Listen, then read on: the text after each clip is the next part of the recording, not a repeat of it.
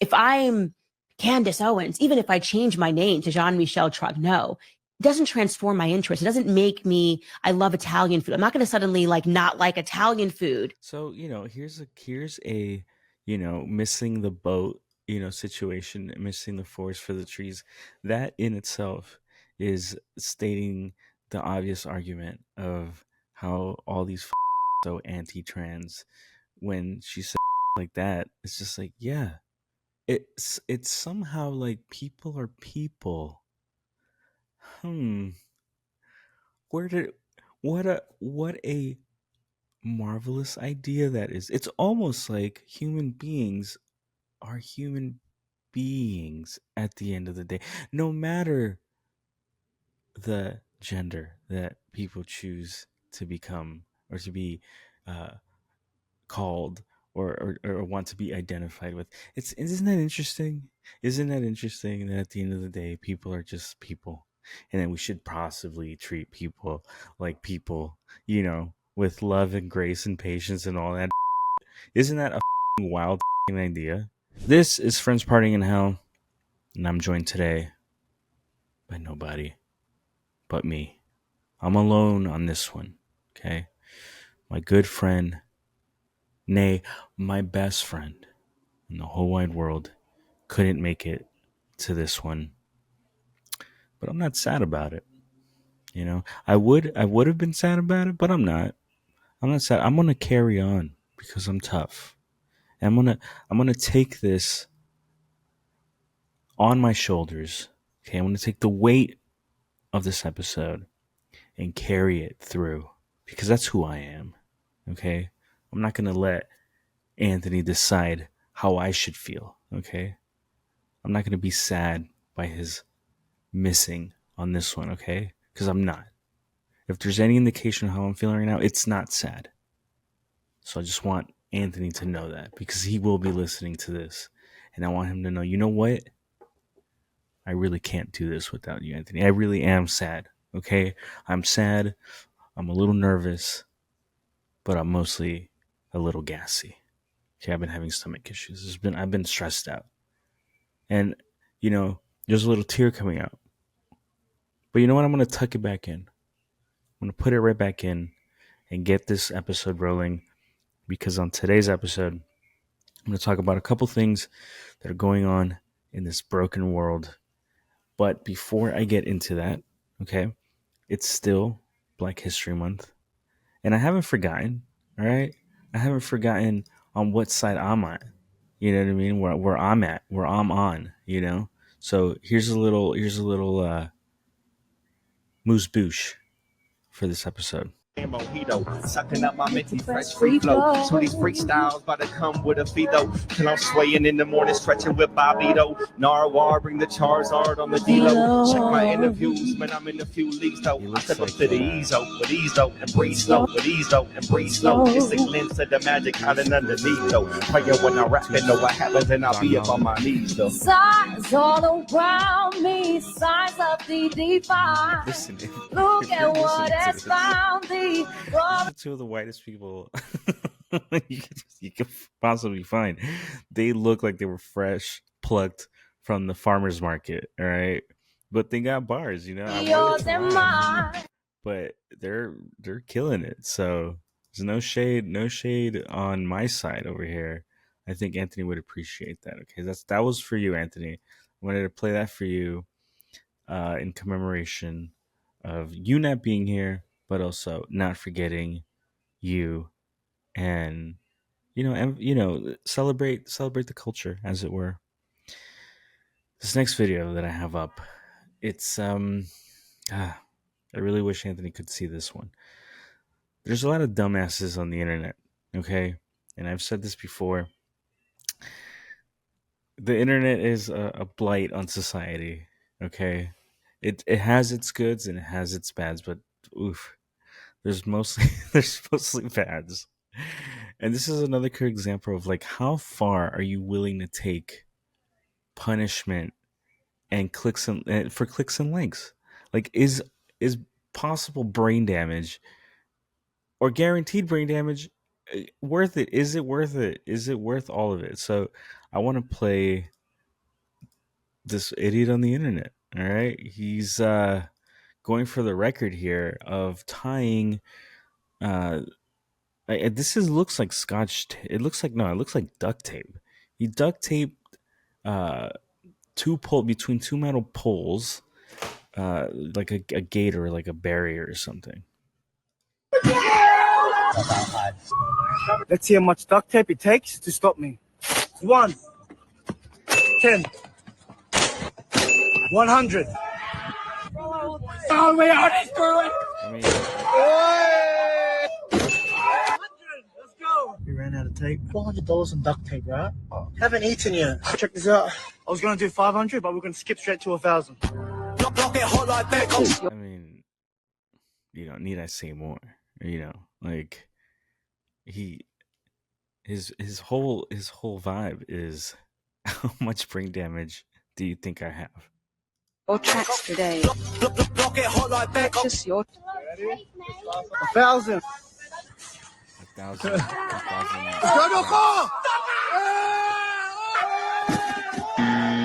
Okay, he got close. Let's run it back. Let's go. Okay, he got close on, man. That was pretty rough. I guess that wasn't like the actual concussion, but he hit it pretty damn hard.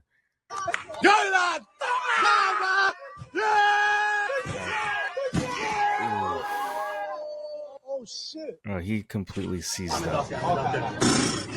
And he's yeah.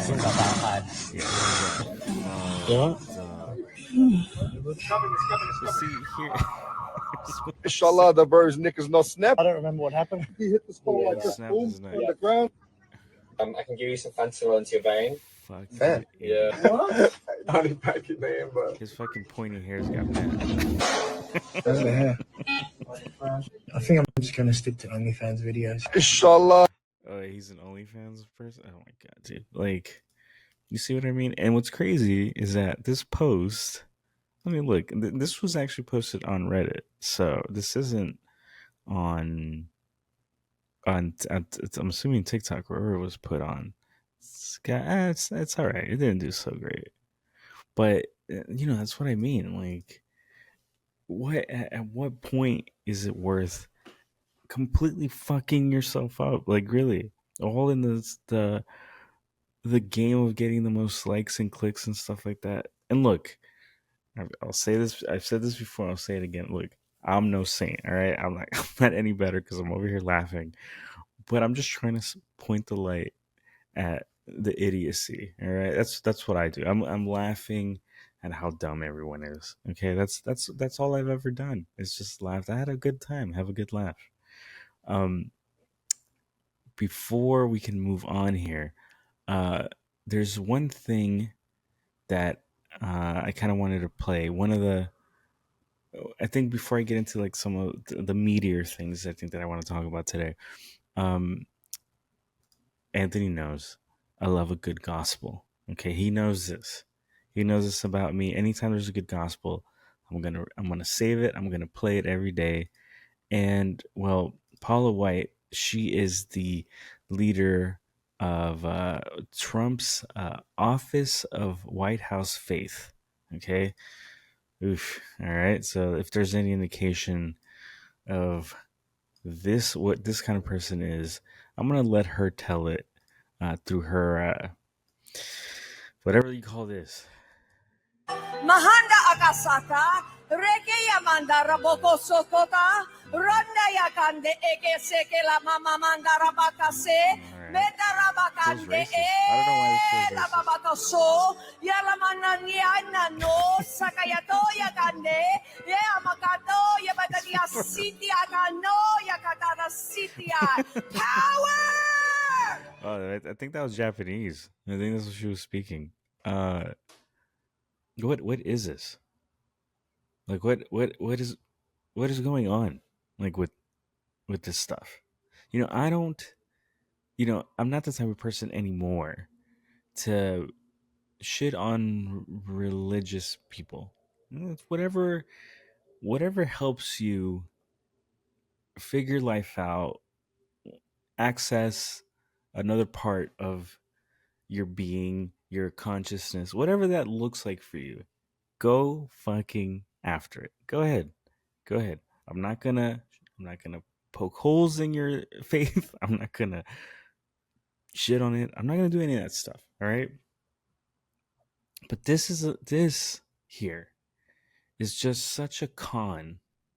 You know what I mean? If you don't, I mean, what do you see when you hear and see this? It's such a con. She's in the belly of the beast right now, pushing whatever insane bullshit agendas that guy. I can run the. I don't even know this bitch, and I can guarantee it's anti-gay stuff, anti-abortion stuff, limiting women's rights for who God knows how many things. I mean, the list goes on and on. Rap music, probably, banning rap music, banning all kinds of brown stuff. Like, what are we talking about here? Like, these are the people that are put in these positions of power, and like, it's maddening how transparent all this shit is. You know what I mean? Like, she's speaking in tongues to connect with a higher spirit and whatever the fuck she was doing. Oh boy. Well, anyway, talking about people in positions of power that are fucked up. Pete Heathgith, or whatever the fuck his name is. He is the Secretary of Defense. And if you don't know what's been happening with him, or what happened with him a couple of weeks ago, he had to be confirmed in the Senate, in the House or whatever, to be given the job, right? The Secretary of Defense is in charge of the military and all the military stuff that goes on. So we're talking about all the money. We're talking about all the deployments. We're talking about everything that has to do with the military is under his purview. So one of the major things, and I want to pull up here, one of the major things that was happening at the confirmation was that he was obviously unfit, but he was an alcoholic. Okay. Now, my whole thing was at the time is that the images and the things that they used that were going on in the media was a picture of him celebrating New Year's Eve when he was a correspondent or a host on Fox News. And I'm like, I mean, sure, he was like drinking out of the bottle and he got dunked in water, and it looked fun. It wasn't like, all right, well, because dude has having a drink on New Year's, like, you know what I mean, like, and everyone's having fun. This is not a good way to kind of paint someone in a bad light because it looked fun. So, the messaging is very clear across what the Democrats do. It's always fucking stupid. So, but one of that was a sticking point, and I thought they did a shitty ass job highlighting that, right? That this dude was an actual drunk. So he's having a press conference, and just take a look. Focused on what Ukraine is giving up, what concessions will Putin be asked to make? Ultimately is guaranteed by strength of Europeans who are there prepared to back it up. Right in the far right. Regarding the new defense investment pledge. When you and President Trump... Pardon me, sir. What we're going to take from the U.S. is Logan Rattick from Newsmax, please. Satya from NHK, the Japanese TV station. Thank you very much. I'd like to ask about China. Like, oh, god damn, man. Like, it's just like at a NATO conference, he's fucking swigging whiskey, whatever the fuck it was. And it's just like, man, like any other person, in any other moment in time also, like what a fucking unprofessional shit to do. This isn't fucking an episode of Mad Men. Like, what the fuck are you doing? You're in charge of you're in charge of the fucking military. Get it fucking together, dude. You can't bat down the allegations, so you're just gonna full-fledged just fucking drink wherever you're at. Like, In order what? To own the libs, you fucking moron. Like you're on the world stage. Like you look like an idiot. And like the whole world, like this Americanness of like not like feeling like we don't live on the same planet or something is bizarre. It's so bizarre. It's just like, no, we're gonna just do whatever the fuck we want to do. Fuck the consequences. And then we get surprised when there's a terrorist attack somewhere that pops up in a country that we completely fucked over. Shocker. Fucking shocker that the rest of the world isn't too keen on the United States. All right. It's fucking another example. Now, one of the two main things I kind of wanted to get in touch with in terms of this episode is only because I'm not aware of this next thing I'm going to play. And I'm kind of going to dissect it in real time, and I'll see how this goes. And there's a talking head who goes by the name of Candace Owens, and I've been seeing a lot of her stuff pop up lately about her kind of doing this investigative piece on Macron's wife, Bridget Macron, who he is, Macron is the prime minister of France, or the president. What would you call him? Macron is the what? Is the president, right? Yeah, he's the president of France. All right, yeah, they don't do prime ministers over there. So there's this whole thing about his wife becoming a man, or I mean a woman, because she used to be a man.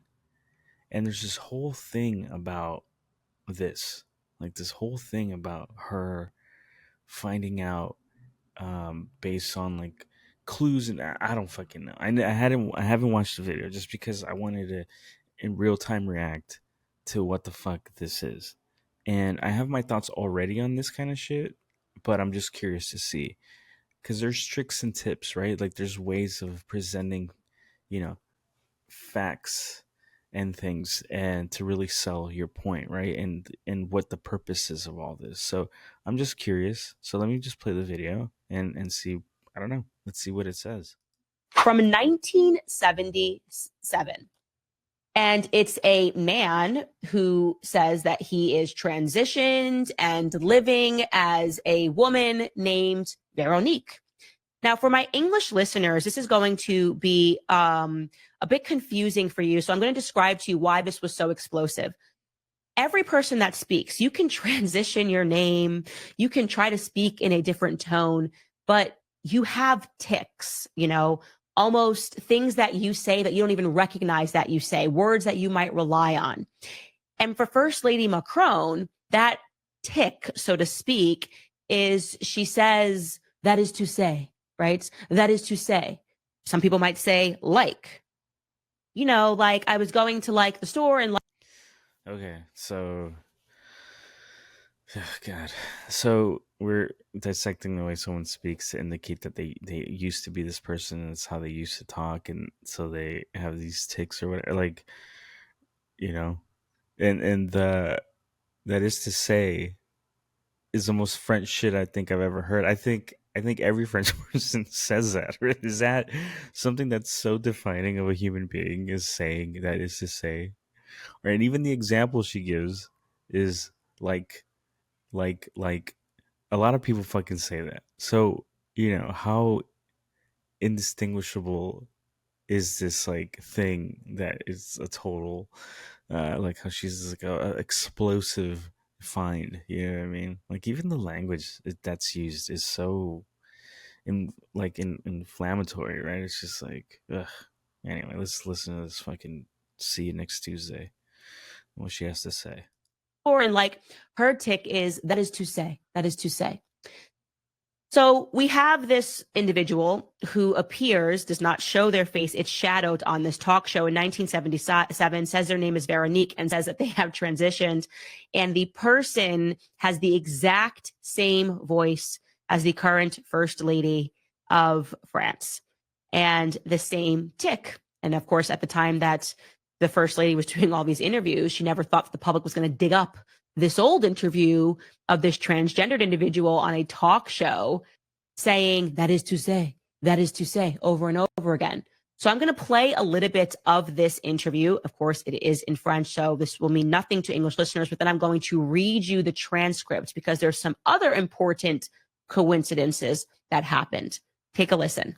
Je crois qu'en fait, il n'y a pas transformation parce que le psychisme est déjà féminin et l'individu, en l'occurrence moi, est déjà préparé à ce genre de mutation par nécessité, en ce sens qu'on se sent femme et on régularise une situation sans plus. Il n'y a pas mutation, il y a régularisation. Vous êtes devenue complètement femme, donc vous avez été opérée il y a combien de temps? J'aime pas tellement le mot devenir complètement femme. C'est-à-dire que nous devenons une sorte de femme pouvant copuler, mais ne pouvant pas procréer. De là des problèmes juridiques d'ailleurs, dont on parlera après. C'est-à-dire que l'intégration se fait sans problème sur le plan individuel, il n'existe que sur le plan social. You could refer to this as a voice footprint. That's a perfect way to say it. It's a voice footprint. There are things that you just can't rinse yourself of. But also, even when you transform your identity, you still have an identity. You still have interests that don't magically go away. If you change your name, okay, this is why I'm going to tell you what she says in the script. If I'm Candace Owens, even if I change my name to Jean-Michel Trogneau, it doesn't transform my interest. It doesn't make me, I love Italian food. I'm not going to suddenly not like Italian food. So, here's a, missing the boat, situation, missing the forest for the trees. That in itself is stating the obvious argument of how all these fuckers are so anti-trans. When she says shit like that, it's just like, yeah, it's somehow like people are people. What a marvelous idea that is. It's almost like human beings are human beings at the end of the day, no matter the gender that people choose to become or to be called or want to be identified with. Isn't that interesting? Isn't that interesting that at the end of the day, people are just people, and that we should possibly treat people like people, with love and grace and patience and all that shit? Isn't that a fucking wild fucking idea? And it's like this stupid shit where it's just like they're not right there because they're obviously not. They're in another fucking ballpark. But it's funny how idiotic that they sound, and it's only shit like this where they have this platform to really push their dumbness, and it's just people that they don't. They're in an echo chamber. Like this, she's not fucking talking to anybody. On the regular, like having actual conversations or debates. And the shit that I've seen, like she goes and talks to like fucking, there's nobody of substance that she goes and talks to that can really challenge kind of like these idiotic ideas and things that she says. And I mean, all these like kind of right wing people say, because they're in a bubble, so I don't know. It's fucking idiotic, but let's have her continue this top-notch journalism 101 for us here. Because I could become Jean-Michel Trogneau. I'm not going to suddenly not be interested in the Blake Lively and Ryan Reynolds case because I changed my name legally to Jean-Michel Trogneau. So I'm going to pull up the transcript for you in English and read you what this is translating into. So the interviewer asks, he says to the audience, I can only guarantee the authenticity of Veronique's testimony. Veronique, I'd like to know if when you had this operation, which is the one you've had, it was a difficult moment for you, or was it just the culmination of something that had happened before? Veronique says, I don't think there's any transformation because the psyche is already feminine and the individual, in this case me, is already prepared for this kind of mutation out of necessity, in the sense that we feel like women and we merely normalize the situation. There's no transfer, there's normalization. Interviewer says, so you're completely a woman? How long ago did you have the operation? Interestingly enough, she doesn't answer that part of the question of when she had an operation, but she goes on and she answers, I don't really like the words completely a woman In other words, we become a kind of woman who can copulate but cannot procreate. Hence the legal problems we'll be talking about later. In other words, integration goes smoothly on an individual level. They only exist on a social level. The American like Protestant kind of, buckle on your shoes type conservative shit is like something that is such a stereotype that rears its head every so often when it comes to Europeans and how freeform thinkers that they are. Like sexuality and the French are hand in hand with, smoking a cigarette and eating a baguette. It's like the stereotype. It's just like, yeah, the French are going to be a little bit more open to things, and in Europe in general, the sexuality and all that kind of stuff is not, as taboo as it would be here, right? So it's funny that there is this show. I mean, this is back in 1977. You imagine some shit like that here in 1977, like talking about like like what the trans experience is like. That's insane. You know what I mean? But all right, let's hear some more. Okay, so already she's starting to speak about this trouble that we know that Emmanuel Macron's mother is going to concern herself with, which is like, okay, there are these legal problems with who we identify with and who we know we're women, okay, but we have these legal hoops and barriers, and this is why I'm breaking and telling my story, because we have to change this. We have to be able to change this. And the interviewer asks her, do you live alone? Veronique says, I'm not with anyone, but I've lived with a woman and conceived this union in the style of George Sand and Chopin. Chopin was probably a transsexual. His style of melody, the way he plays, makes this quite clear. I think the image that has been given of the Rimbaud-Verlaine union is a distorted, caricatured image that doesn't correspond at all. This is very important, okay? She has this speech tick. It's exactly like Brigitte Macron's. If you spoke French, you would understand that. But she also mentioned musical composer Frédéric Chopin, plus mentions gay poets Paul Verlaine and Arthur Rimbaud. Now, why is that significant? Okay, well, these poets, they were in a homosexual affair, but violent, a very violent relationship. These classical mentions regarding Chopin. Don't forget, the gays are dangerous, okay? The gays are dangerous and violent, and, God forbid you know how to fucking play a piano. The first couple, when they were creating their legend in the public, claimed that they had moved a piano into the Élysée Palace because Emmanuel Macron, remember the virtuoso, loved to play Chopin for Brigitte and for Brigitte only. So this is something, this matters to the couple, okay?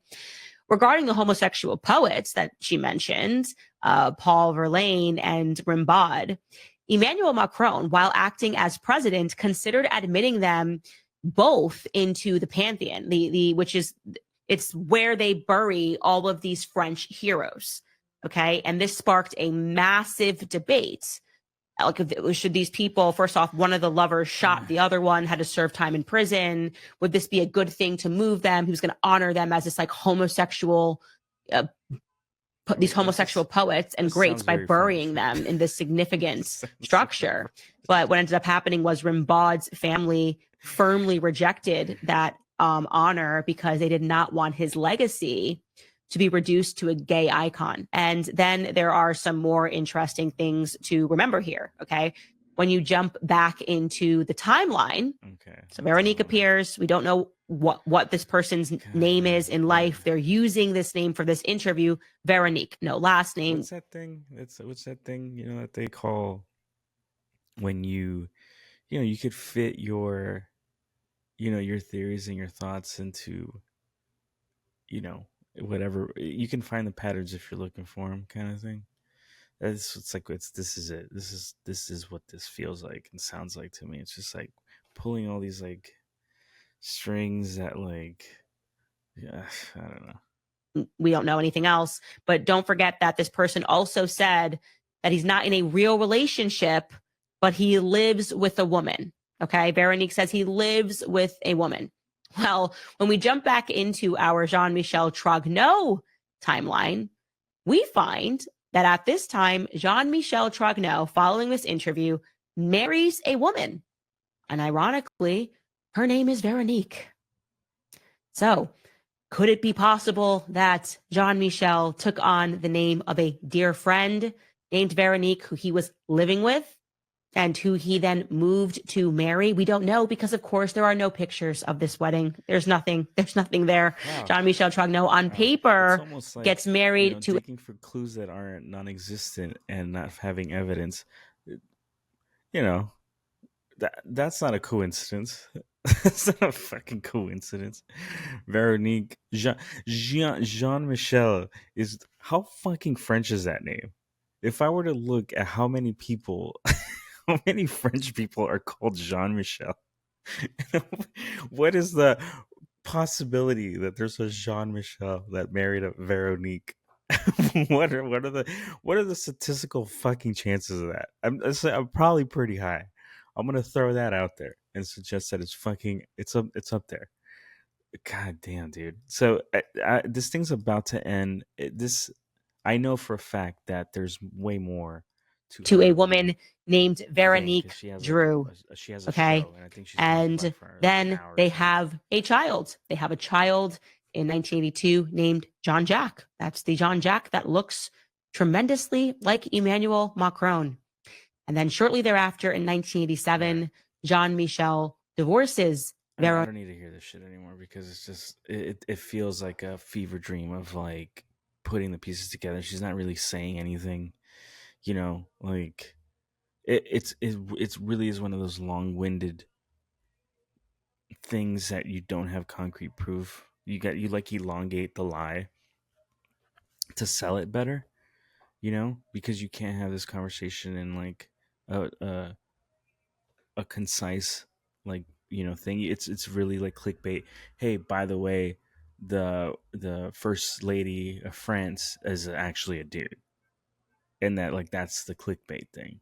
And then we're gonna explain it by these ridiculous, like, somersaults of logic leaps that we could possibly do. And then we're gonna sell this bullshit to you so you can click on my show, and so the advertisers can pay me, because she got fired from whatever the fuck it was, with whatever shit she was used to be on, the Daily, whatever the fuck, or who knows, the shit with Ben Shapiro.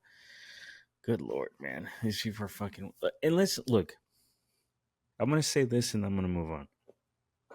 Let's fucking say, for the sake of it, all right? Let's just play along with the theory, right? Let's say you're absolutely 100% right, right? Let's say, all right, she became a woman, all right? Now,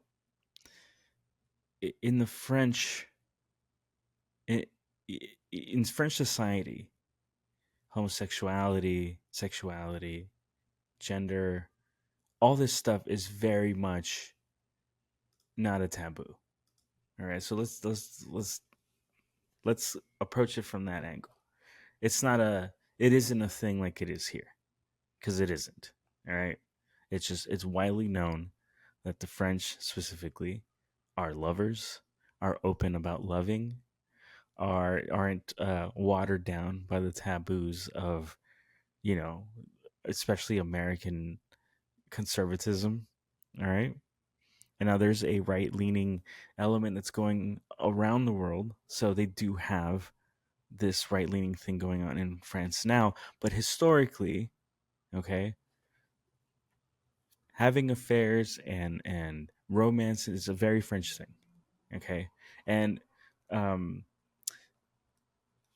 there's tons of examples of it being very accepted in French society.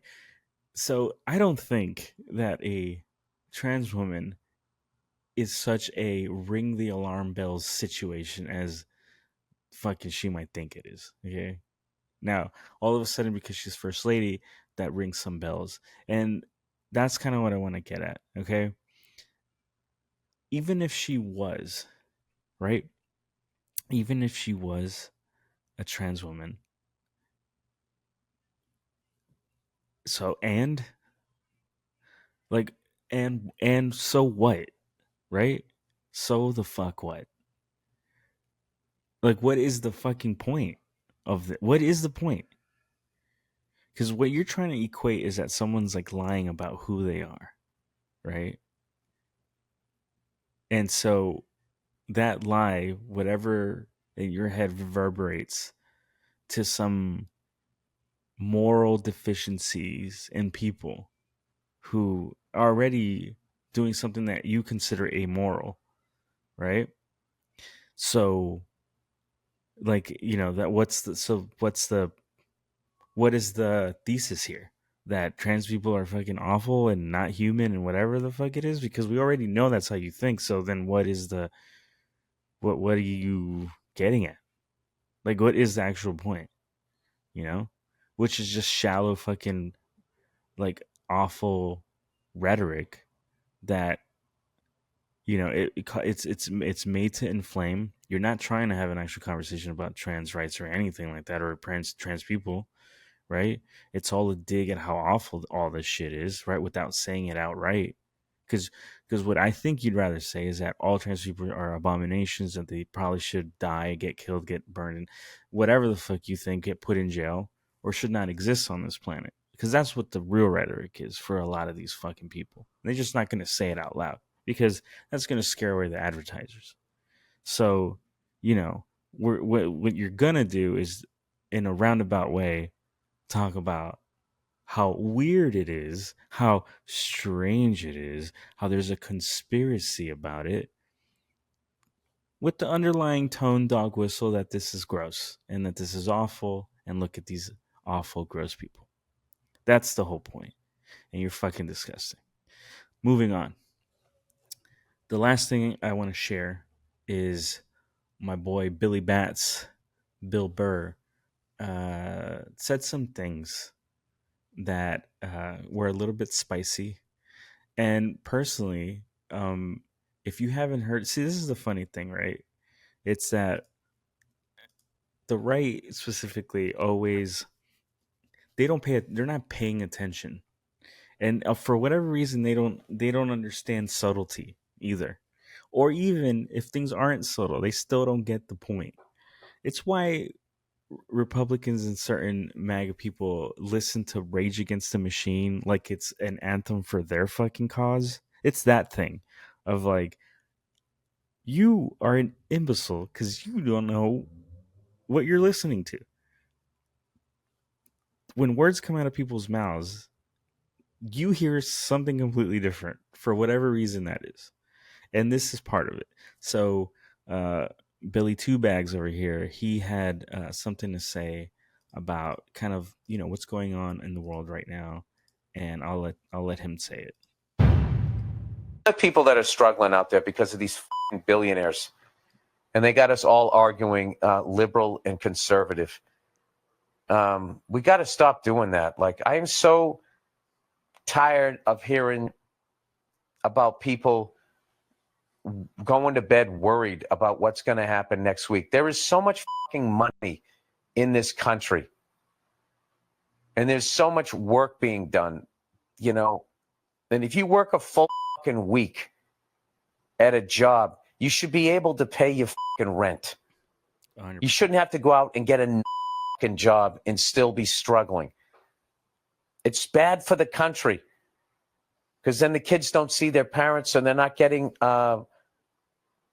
the upbringing that they need. It's so fucking, these fucking billionaires, they need to be put down, you know, like fucking rabid dogs. They're like rabid with fucking greed and just going out and just dividing everybody. So that it ruffled the feathers, right? You know, the same people who talk about the elites this and the elites that. Those are the same people that got upset, right? The everymans, for whatever fucking reason, got pissed at that. And these are just some of the kind of, you know, reactions. Bill Burr goes woke. This is a known right-wing dude, talking head, Michael knows. I've seen his like face and shit like that. I don't listen to him though, but this is a general reaction. There's a ton of it online. Bill Burr goes woke. Okay, well, you haven't been listening to fucking Bill Burr then. You're not an actual, fan of his, or even listen to what the fuck he has to say. You don't listen. And that's the first thing, is that you don't fucking listen, guys.